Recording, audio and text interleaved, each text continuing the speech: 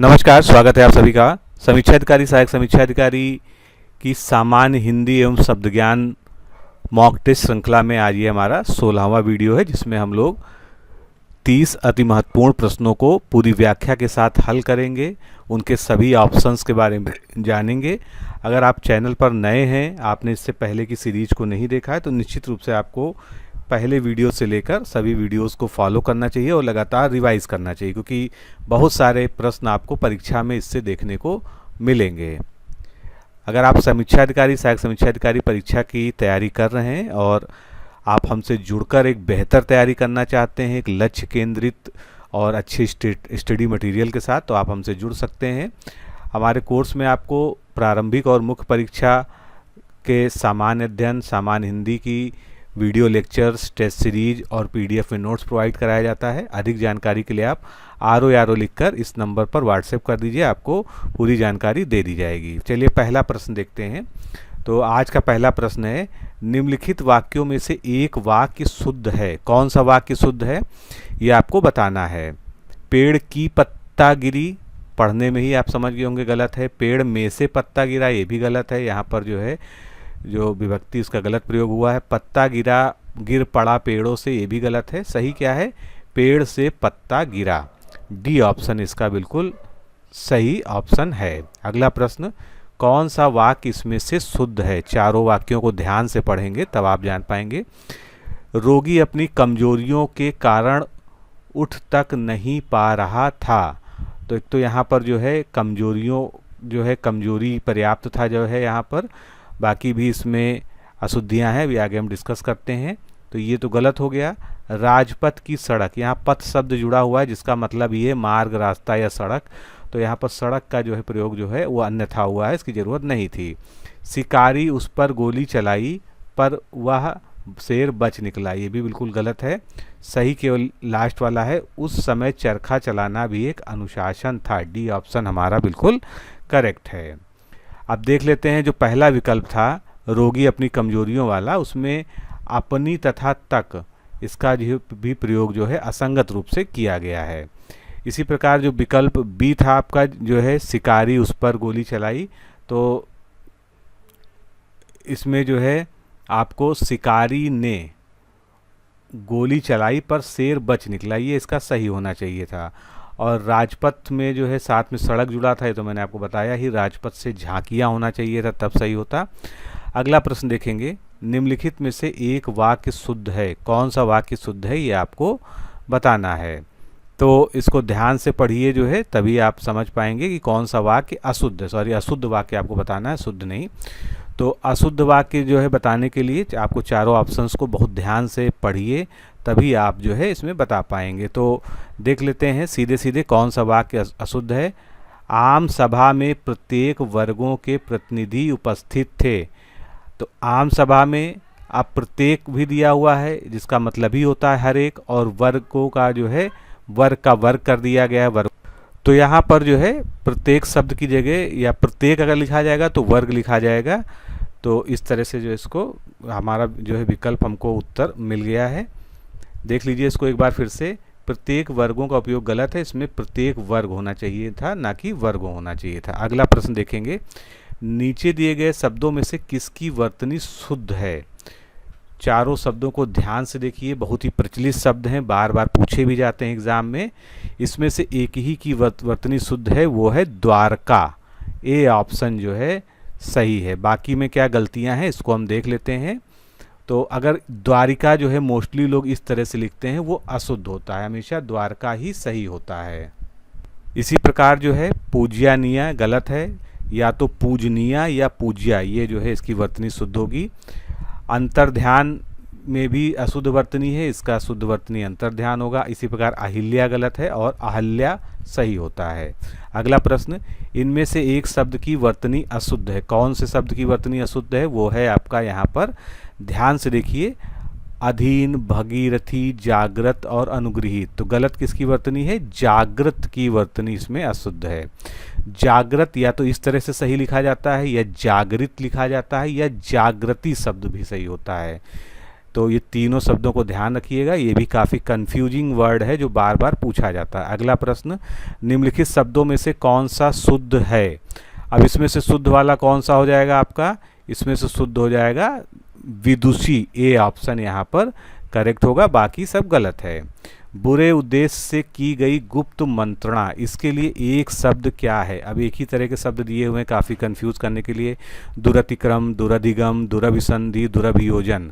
तो इसमें से दुरभिसंधि जो है वो बुरे उद्देश्य से की गई गुप्त मंत्रणा के लिए प्रयोग होता है। बाकी शब्दों को भी समझ लीजिए। एक शब्द जो है प्रयोग किया गया है दुरभियोजन, तो इसका जो है क्या मतलब होता है? किसी को संकट में डालने के लिए बनाई जाने वाली योजना या किसी को हानि पहुंचाने के लिए की गई गुप्त कार्रवाई को हम दुरभियोजन कहते हैं। फिर दूसरा शब्द आपके सामने था दुरतिक्रम, तो जिसका या जिसके पार पाना बहुत कठिन हो या जिसका अतिक्रमण या उल्लंघन सहजता से ना हो सके, यानी प्रबल या विकराट, तो उसको हम दुरतिक्रम कहते हैं।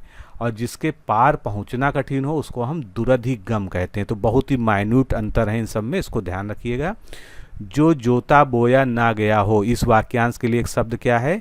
इस वाक्यांश के लिए एक शब्द है अकृषित, यानी जहाँ पर कृषि नहीं की गई हो, जोता बोया ना गया हो।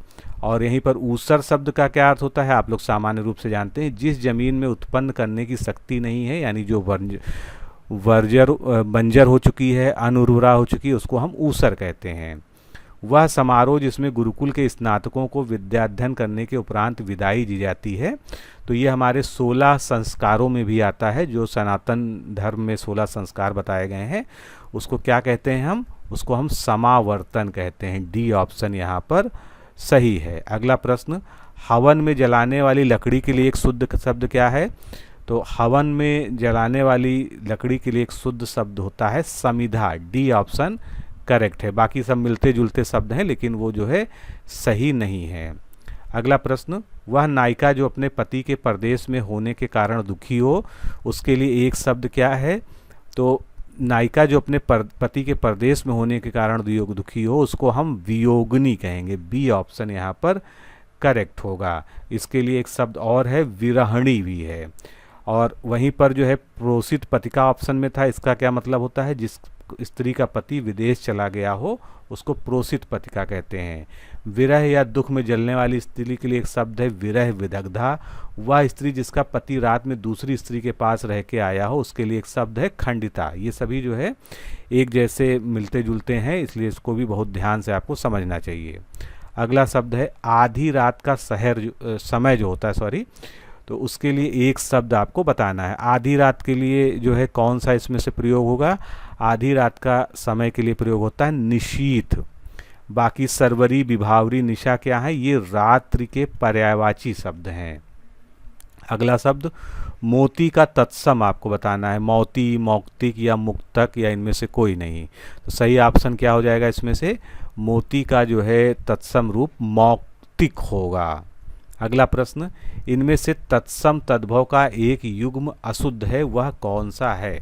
अब ये प्रश्न जो है अभी रिसेंटली एग्जाम में आया था और इसमें थोड़ा सा विवाद भी जुड़ा हुआ है, तो इसको समझ लेंगे अच्छे से। मैं पूरी व्याख्या के साथ आपको बताऊंगा। उपाध्याय, ओझा, इसमें कोई गलती नहीं है। आद्रक, अदरक भी सही है। बाकी ये दोनों गलत हैं। लेकिन यहाँ पर एक चीज़ ध्यान से आप जान लीजिए कि आयोग ने जो उत्तर दिया था वो सी दिया था और अभी तक रिवाइज आंसर की वगैरह उसकी आई नहीं है। तो अग्निष्ठ अंगीठा ये तो सही है, ये साथ में ये तो गलत है ही है युग्म, ये भी गलत है क्योंकि सेठ का क्या होता है तत्सम? सेठ का या तो श्रेष्ठी होता है या राघव प्रकाश साहब की किताब में श्रेष्ठीन होता है, लेकिन जो है सेठ श्रेष्ठ नहीं होता है। और जो अंगीठा शब्द है, क्योंकि अंगीठी का जो है आपको पता है अग्निष्ठिका होता है, आपने पढ़ा भी होगा, और यहाँ पर पूछा गया था अग्निष्ठ। तो जो अंगीठा शब्द है अगर इसको मानक हिंदी शब्दकोश में देखेंगे जो आचार्य रामचंद्र वर्मा जी के द्वारा रचित है, जो प्रकांड विद्वान हिंदी के माने जाते हैं, तो उसका जो है संस्कृत शब्द अग्निष्ठ होता है, यानी उसका जो है तत्सम रूप अग्निष्ठ होता है। और इसका सामान्य अर्थ जो होता है बड़ी अंगीठी, उसको जो है अंगीठा कहा जाता है। तो दो ऑप्शन इसमें है, लेकिन आयोग द्वारा जो उत्तर दिया गया वो भी मैंने आपको बता दिया, और दूसरा जो और भी गलत है। तो क्योंकि इस तरह के कई सारे विवादित प्रश्न हैं आज तक जिसका कोई फाइनल उत्तर नहीं निकल पाया है आयोग की तरफ से, हालांकि पुस्तकों में जो है ये बहुत अच्छी तरह से क्लियर हो चुका है। अगला प्रश्न देखेंगे, एक तद्भव शब्द है, इसमें से तद्भव शब्द देखिए कौन सा है, पंजर, पंचाली, पंडित में और पंजीरी में से। तो पंजीरी जो है एक तद्भव शब्द है, जबकि बाकी सभी तत्सम शब्द हैं। बांका का तत्सम शब्द इसमें कौन सा है, बांका का तत्सम शब्द इसमें जो है वक्र है। बी ऑप्शन इसमें जो है सही है, बाकी जो है सभी असंगत हैं। तिर्यक जो शब्द है इसका जो है तद्भव क्या होता है, तिरछा, तिरछा जो है तिर्यक के लिए प्रयोग होता है। नारियल शब्द का तत्सम रूप क्या है, अब ये भी जो है थोड़ा सा जो है विवादित प्रश्न है जिसको बाद में आयोग ने क्लियर कर दिया था। तो नारियल के दो तत्सम हैं, एक तो नारिकेल, पहला ऑप्शन सही हो जाएगा, दूसरा नारिकेल। तो ये भी सही है, ये भी सही है, और आयोग ने जो अपनी अंतिम उत्तर कुंजी दी थी इसमें जो है दोनों को सही मान लिया था। तो इस चीज़ को ध्यान रखिएगा। चना का तत्सम रूप क्या होता है, चना का तत्सम रूप चणक होता है। ए ऑप्शन यहाँ पर करेक्ट है, चणक। और अगला क्वेश्चन देखते हैं, निम्नलिखित में से विलोम की दृष्टि से सही युग्म कौन सा है। तो अधिष्ठित, प्रतिष्ठित, आस्था का विश्वास, सुइया का अनसुइया, प्रमुख का विमुख। तो सही कौन सा हो जाएगा, सी ऑप्शन। असूया का जो है विलोम शब्द अनसुइया होता है, सी ऑप्शन जो है इसमें करेक्ट है। बाकी जो गलतियां हैं उनको देख लेते हैं। अधिष्ठित का विलोम क्या होगा, अनिधिष्ठित होगा। आस्था का विलोम अनास्था होगा, और प्रमुख का विलोम सामान्य या गौड़ भी होता है। अगला प्रश्न, निम्नलिखित में से विलोम की दृष्टि से सही शब्द युग्म कौन सा है। आग्रह विग्रह नहीं हो सकता है, अपकर्ष उपकर्ष जो है ये भी नहीं हो सकता है, उत्सर्जन विसर्जन ये भी गलत है, जारज का और औरस होगा, ये बिल्कुल सही है। अब जो गलतियां हैं उस पर विचार कर लेते हैं।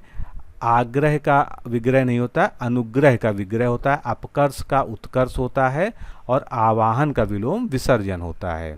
अगला प्रश्न, विलोम शब्दों की दृष्टि से इनमें से एक युग्म कौन सा गलत है। तो इसमें से गलत युग्म कौन सा है, देखिए ध्यान से जो है सही उत्तर आपको मिल जाएगा। सुख का दुख तो होता ही है, सत्कार का तिरस्कार होता है, अमित का परमित होता है, आच्छादित का परिच्छन्न नहीं होता, आच्छादित का विलोम अनाच्छादित होता है। तो ये हमारा सी ऑप्शन यहाँ पर बिल्कुल सही था। स्तब्ध का सही विलोम शब्द क्या है, मिलते जुलते शब्द आपको दे गए हैं लेकिन कंफ्यूज मत होइएगा। स्तब्ध का सही विलोम शब्द इसमें से अस्तब्ध है, सी ऑप्शन यहाँ पर बिल्कुल करेक्ट होगा। और लब्ध का विलोम जो है प्रदत्त होता है। अगला प्रश्न, तृष्णा का विलोम शब्द इसमें से कौन सा है, तृष्णा। तो तृष्णा का जो सबसे उपयुक्त विलोम शब्द है वो वितृष्णा है, ए ऑप्शन यहाँ पर बिल्कुल करेक्ट होगा। और इसका एक और शब्द विलोम हो सकता है, वो है अतृष्णा। अगला प्रश्न, विलोम की दृष्टि से शुद्ध युग्म कौन सा है। तो शुद्ध युग्म इसमें से देखिए, विराग चिराग, सरस अरस, अर्वाचीन समीचीन गलत है, संयुक्त का वियुक्त, यही वाला जो है ऑप्शन बिल्कुल करेक्ट है।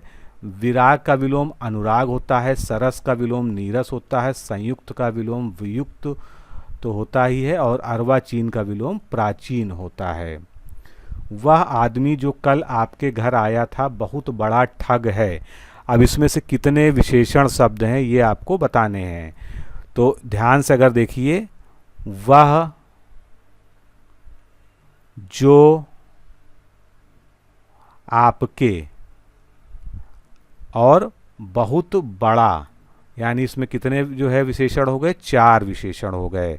तो इसी तरह से इसको जो है आपको करना है हल, जो है 4 विशेषण शब्द मैंने बता दिया आपको।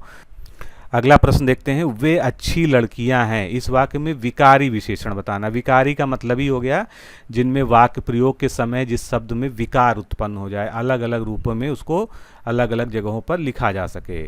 तो इसमें विशेषण क्या हो जाएगा, अच्छी, क्योंकि कहीं पर अच्छा भी उसका रूप हो जाएगा, अच्छे भी हो जाएगा, तो वो जो है विकारी विशेषण हो गया। अगला, निम्नलिखित में से विशेष एवं विशेषण की दृष्टि से एक युग्म गलत है।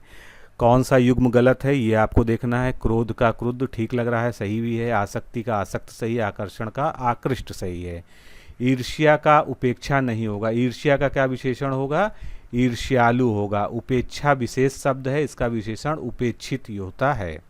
अगला प्रश्न, निम्न शब्दों में विशेष्य है, कौन सा शब्द विशेष्य है इसमें से?